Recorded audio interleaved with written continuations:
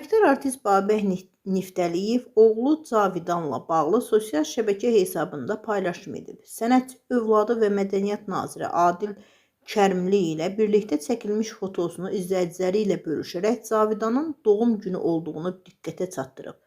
Səmimi sözlərlə oğluna müraciət edən Babək Niftəliyev paylaşımında "Əziz balam, doğum günün mübarək olsun" ifadələrini yazıb. Paylaşım qısa zamanda sənətçinin izləyiciləri tərəfindən maraqla qarşılanıb.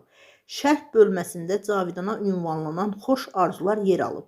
Qeyd edək ki, Babək Niftəliyevin 3 oğlu var.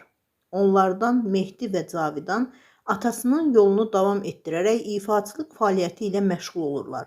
Musiqiyə olan maraqları və istedadları ilə seçilən qardaşlar müxtəlif tədbir və layihələrdə çıxış edərək sənət yollarında addımlayırlar.